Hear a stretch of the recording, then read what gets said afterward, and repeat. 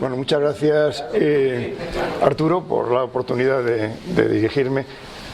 No solamente a vosotros, que esto ya es un privilegio, sino porque sé que esto al final habrá muchos compañeros, amigos, etcétera, que lo podrán ver en publicaciones en Internet. Como veis, bueno, los deciros se está rodando todo y interesa que lo que se está diciendo trascienda. La maravillosa lección que sobre los enteros de la República nos acaban de dar, como compañero, se va a quedar aquí, no solamente para nosotros. Esto será enviado pues al presidente de FIP, el señor Rtay, en fin, a todas las personas que consideremos oportuno, y también, evidentemente, si alguien me lo pide, le daré una copia en un disquete, le enviaré un disquete sin ningún problema y de forma totalmente sincera. O sea, lo que hacemos es viendo la filatelia, nada más. Bueno. Muy bien, pues yo quería tratar un tema que por lo menos desde la perspectiva española tiene mucho interés, y es cómo la iniciativa privada ha dado lugar a una serie de circunstancias en los enteros desde muchos enfoques. Y yo quería, y por eso titulo esta charla breve, la iniciativa privada en los enteros postales. Bueno, yo creo que hay que mirar un poco lo que es la génesis de los enteros postales españoles. Ya fijaros que antes de que existiera el sello en España, que como sabéis existía a partir del 1 de enero de 1850, hay una orden del Ministerio de Gobernación de agosto del 43 que habla de sobresellados. O sea, la primera consecuencia un poco de la aparición en Inglaterra de los sellos, del franqueo previo, pues en España se suscita esta posibilidad, pero hablando de sobresellados, no de sellos. Quiero subrayar esto. Después, ya en el año 71, ya habían salido los sellos y todas estas cosas, se demanda que salgan de una vez ya los enteros, las tarjetas postales. Quiero subrayar una cosa: la palabra enteros postales es un convencionalismo filatélico. Correos jamás ha usado esa expresión. O sea, Correos ha hablado de tarjetas postales. Sobresellados, ha hablado de todas estas cosas. Nosotros hablamos de enteros pues por un convencionalismo interno. Entonces, ya en el año 71 pues se habla de que surja y se insta desde el propio Ministerio de Gobernación que se proceda con toda urgencia a la emisión de tarjetas postales. Subrayo otro detalle: a mitad de precio. Los enteros postales, yo quiero destacar que fueron el primer esfuerzo grande de normalización de los envíos postales en el mundo. Recordad que en aquel entonces incluso los sobres eran una cosa que no siempre circulaba, eran más bien sobrescritos, papeles plegados y tal, cada uno de unas dimensiones, de un precio, de un costo, sobre todo de un peso y de una dimensión. Los enteros fue la primera vez que todos los envíos que se hacían a través de tarjetas postales tenían la misma dimensión, el mismo peso, lo cual simplificaba mucho la manipulación postal por parte de Correos y consecuentemente permitía que se abaratara el precio significativamente. Claro, los precios en este caso eran de 6 céntimos de peseta. En el año 71, como se fueron retrasando, se bajó a 5 céntimos y ya se retrasa la aparición hasta enero del 73. Pero la iniciativa privada. La iniciativa privada quiere decir que al existir la tarifa aceptada y formalmente publicada el 1 de enero del 73, teóricamente podrían circular esos efectos postales, pero no se habían impreso.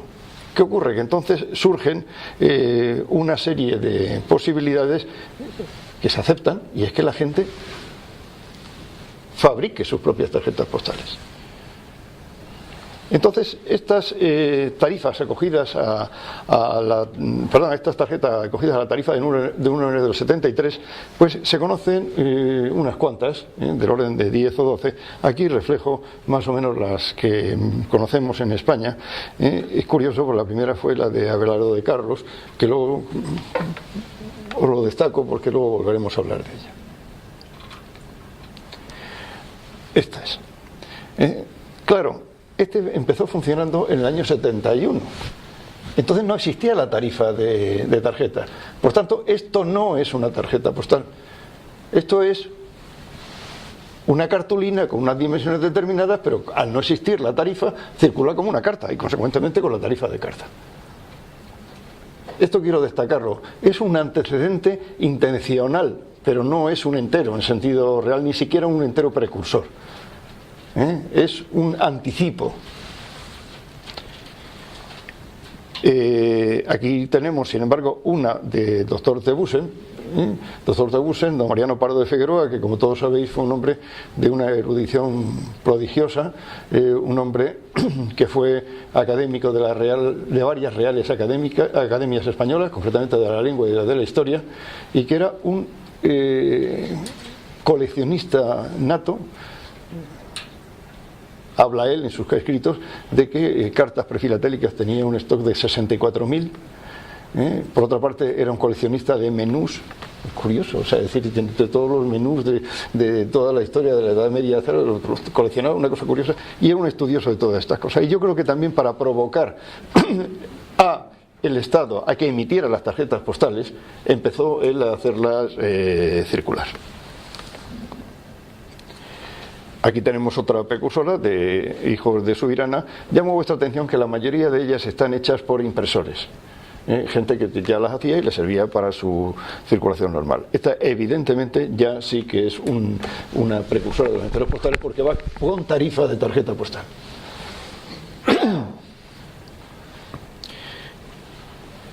Pero llega un momento que se emiten las tarjetas normales, se emiten los enteros normales, pero surge también la necesidad de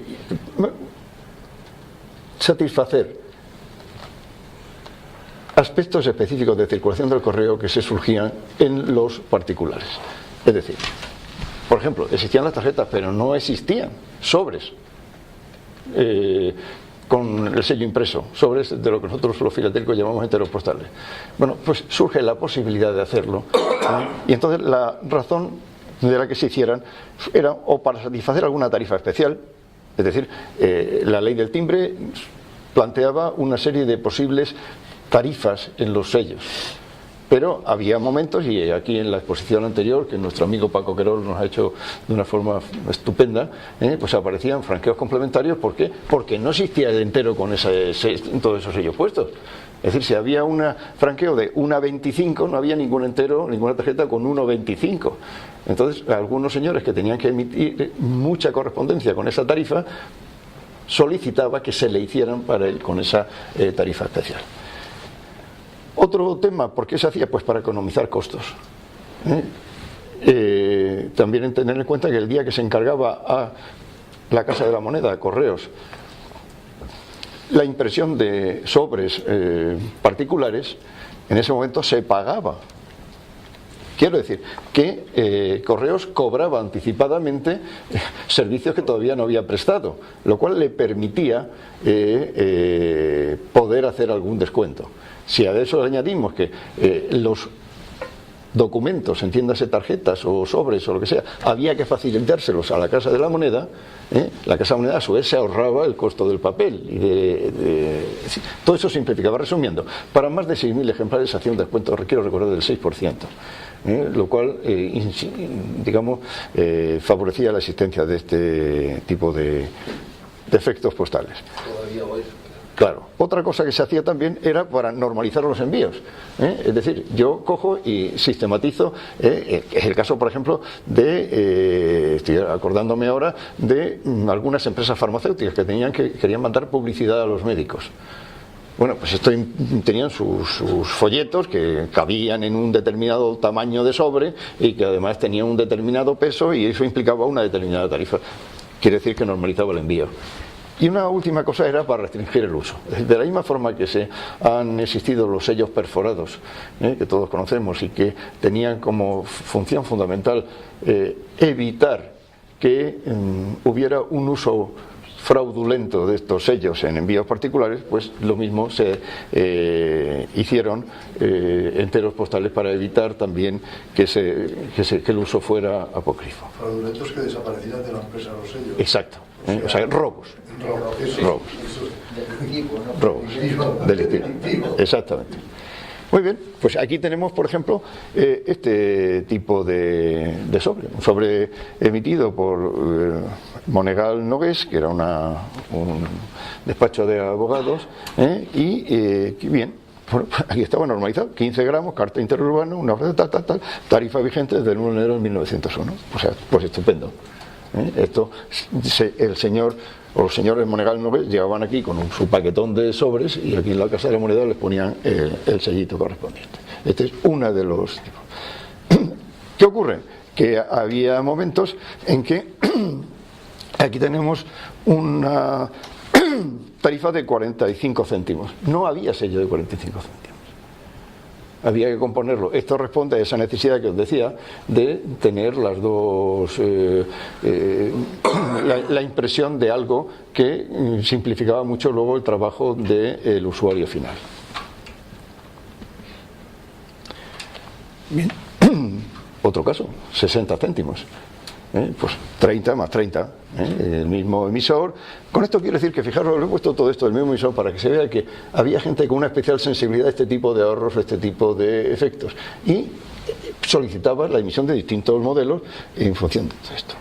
Otro, pues este es muy bonito y lo he puesto aquí por su significación, es el único que se conoce. Además, quiero decir, y esto enlaza con una de las cosas que comentábamos en el debate inicial, lo que es la investigación en este tipo de enteros y la búsqueda da lugar a sorpresas tan agradables como esta que yo tuve ocasión de compartir con Germán en concreto. Fíjate tú cómo 100 años después de la aparición de la emisión y de la circulación de este entero aparece. O sea, que es de que hay muchas cosas que están por aparecer. O, bueno, al menos. ¿Dónde apareció? ¿Eh? ¿Y dónde apareció? ¿Y dónde apareció? ¿Por qué la doble numeración? Porque son 2 sellos. Y cada sello tiene su control fiscal. En Canadá, ¿no? Apareció en Canadá. Apareció en Canadá. Y además, llamo vuestra atención en una cosa, y es que si fijamos la fecha de este, que ahí no se ve muy bien, bueno, y la fecha del siguiente, que son de la misma tarifa, son de 3 días de diferencia. O sea que respondían a... Quiere decirse con esto que quizá cuando encargaron aquí, no encargaron que le hicieran un sobre con 30 más 30 o 10 más 50, sino, oiga, mire usted, haga uno con 60, como no tengo sellos de 60 le compongo a usted lo que sea, y se lo compusieron.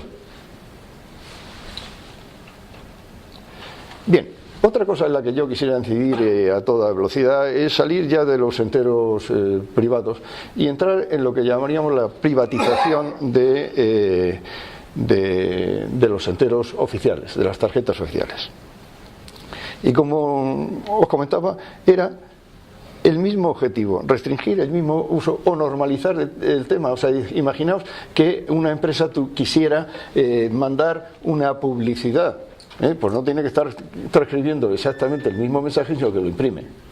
Y esto está permitido desde el principio, ¿no? Cuando en las instrucciones para el uso de las tarjetas postales decía literalmente: puede contener todo género de datos o noticias que se deseen comunicar sin que haya inconveniente en sustituir estas por un texto impreso en todo o en parte, bajo la firma ya este o aquel de la persona remitente. Fíjense, fijaron una cosa significativa. Esto es un decreto de principios del 71. No conozco que este haya sido anulado. ¿Con esto qué quiero decir? Que actualmente, si uno compra cosas prefranqueadas y las imprime, no tiene que pedir permiso a nadie. Porque está autorizado desde el mismo momento que aparecen los enteros postales. Creo que es por detrás, o sea, por delante y así otro. Perdona, aquí no dice que sea por delante, ni por detrás. Pues, si lo pones en el anverso... No. Ya, ahora actualmente hay problemas, ya hay debates con correos, pero lo que quiero deciros es que yo veo esto. No dice que tenga que ser solo para... O sea, bueno, en Colombia, además de esto, dice que no permiten llevar ningún papel o objeto pegado. Exacto, no, eso también lo dice aquí. Eso, aquí lo que habla es de la impresión de algo. Esto es una cosa. Seguimos. Bueno, ¿cómo son las tarjetas privatizadas? Pues yo, es un tema que me ha atraído mucho desde el principio, porque fijaros a mí, y vuelvo a lo que os comentaba al principio, una cosa que me ha atraído mucho de los enteros postales es su efecto de normalización, el aspecto industrial del entero. Es decir, se ha hecho para un uso básicamente comercial, profesional, industrial. Esto es muy importante. Entonces, yo cuando el primer entero que yo vi tenía impreso, curiosamente, un parte de trabajo de una compañía que estaba haciendo carreteras. Entonces le ponía allí, no hacía más que crucecitas y números, no sé qué, y el capataz lo enviaba a la central diciéndole cuántos metros de carretera había hecho, cuánto como había consumido de material y cuál, sencillamente con 3 o 4 palabras, y todo estaba normalizado. Bueno, pues entonces, por eso, bueno, pues me ha entusiasmado este coleccionismo y he profundizado en él. Y me he encontrado básicamente 3 tipos de privatización. Lo que llamaríamos impresas en seco, es decir, con una impresión grabada, lo que son las perforadas y las impresas en tinta. Evidentemente las más normales son las impresas en tinta, las perforadas, y nos ha mostrado una nuestro amigo Pau Querol, son realmente raras, y las impresas en seco pues tampoco son frecuentes. Aquí tenemos una circulada impresa en seco. Aquí arriba a la derecha se nota un poquito la impresión, desde el principio. Fijaros, el 23 de diciembre de 1873. Es decir, habían pasado 23 días de que habían salido los enteros postales y ya se privatizaron. Era el periódico de Murcia, ¿no? Sí. Entonces quiere decirse con esto que es muy curioso, todos los que coleccionamos enteros postales españoles sabemos que los enteros circulados en el año 73 son realmente raros. Este tasó en Barcelona, también el 24 de diciembre, otra impresa en seco. Una perforada, TH, Taoro Hotel.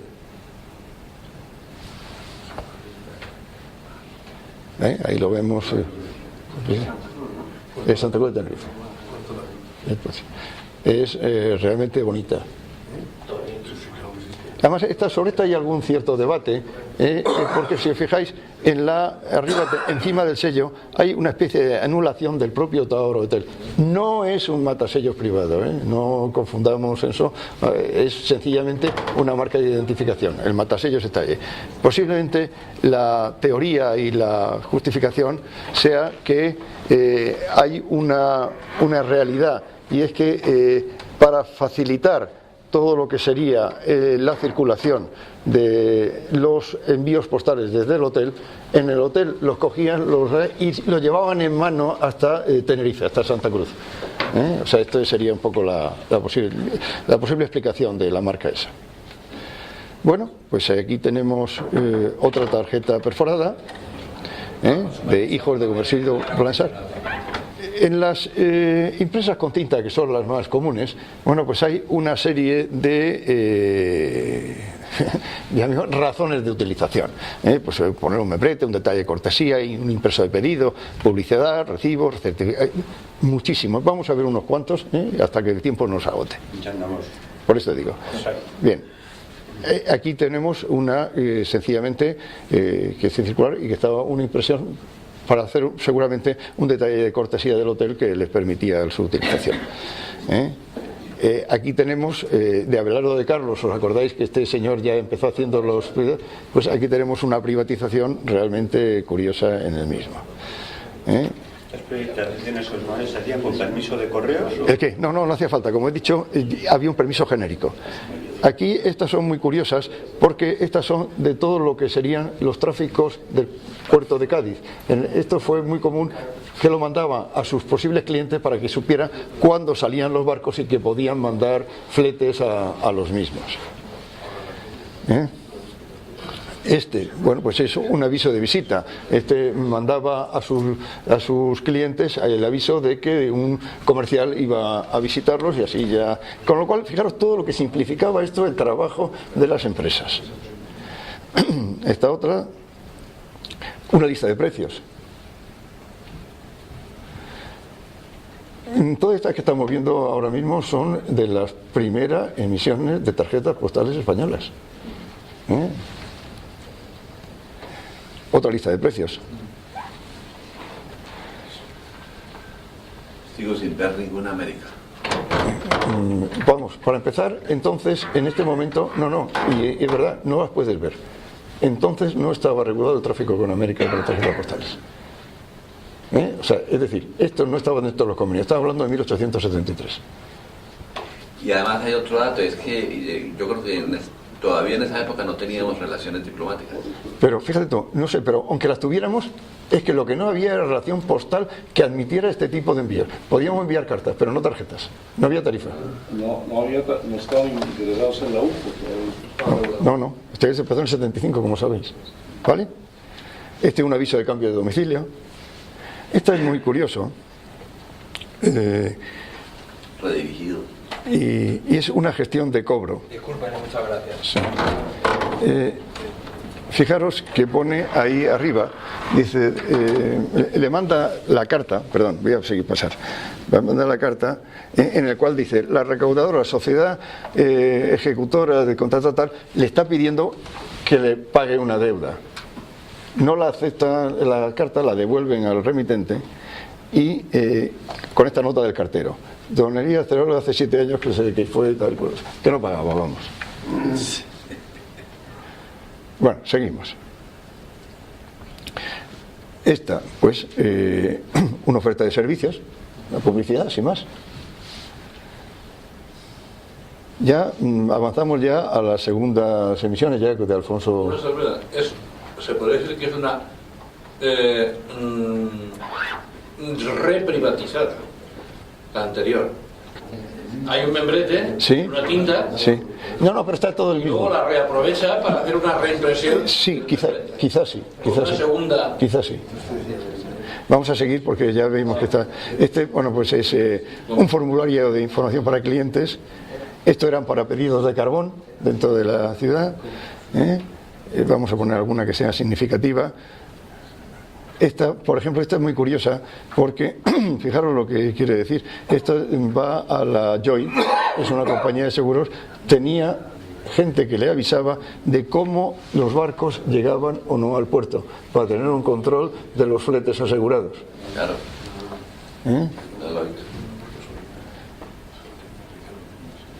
Estos pedidos de vinos. Esta es muy curiosa porque esta es en una impresión.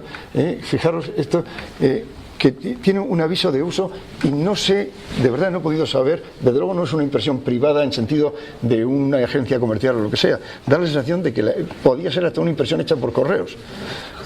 Porque, fijaros lo que pone ahí. Córtese por la línea de puntos y utilícese esta postal para la respuesta. Esta postal está ya franqueada, no es necesario, por lo tanto, ponerle sello alguno de correos. Es una instrucción. Y es curiosísima, es la única que conozco con este tipo de... que está impresa en el reverso. O sea... ¿Y el frontado es esta? Es esta. Es una cosa muy curiosa. Los que nos gustan los carteros postales españoles nos ha llamado mucho siempre esta atención esta tarjeta por esta circunstancia. Bueno, sigo. Esto es una invitación a una feria. Esta va dirigida a América. Esta va dirigida a Argentina. Esta sí. Ya sí que estaba permitida.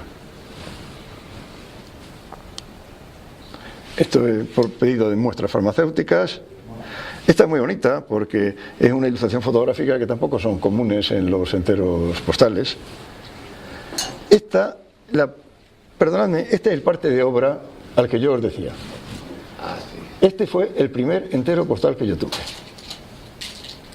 Y el que me hizo aficionarme a este tipo de cosas. Bueno, informaciones a clientes. Este, fíjate tú, fue una adhesión a un homenaje que se hizo al doctor Gómez Ulla y que dio lugar a que esto tuviera un predicamento. Lo que hablábamos de los reembolsos, es decir, esta utilizada como reembolso y que realmente, o un certificado contra reembolso, la razón normalmente era que se convierta en un instrumento de cobro, era un recibo. Yo te mando esto y tú me lo pagas. Oye, en sí mismo lo que nunca pudo ser una tarjeta postal es un valor declarado, porque no tenía valor en sí mismo, pero sí un reembolso, lo cual facilitaba para cobrar una suscripción o similar. Y fijaros, son papeles de negocio certificados contra reembolso. Implica una tarifa distinta de la anterior, más barata. Teóricamente son dos tarjetas contra reembolso, no es verdad. Uno es una tarjeta especial certificada contra reembolso y otro es un papel de negocio certificado contra reembolso. Bueno, esta es muy curiosa, muy bonita porque es una publicidad de una publicación. Esta es muy singular, porque esta es una tarjeta, curiosamente, fijaros, esto es una tarjeta, a ver, ¿dónde estamos? Aquí. Una información de giro telegráfico. Esta era una tarjeta que se enviaba y que te la devolvían ya con la información de si el giro había sido entregado o no. Esta es una tarjeta de ida y vuelta, porque iba y venía. ¿Y por qué es de ida y vuelta? Porque la ida iba con la franquicia de telégrafos y la vuelta era lo que tú pagabas como usuario. Es una cosa muy, muy curiosa. Además hay un error allí que dice el mencionado giro, no el mencionado giro. Pues... fíjate. No, el mene y... En vez de poner mencionado, meneionado. Meneionado. Sí, en vez de una C ha puesto una E. Es un error imperativo. Muy bien. Qué ojo. Bueno, también de propaganda de guerra política. Estas tarjetas las tiraban desde los aviones para hacer propaganda de guerra. Y mucho más.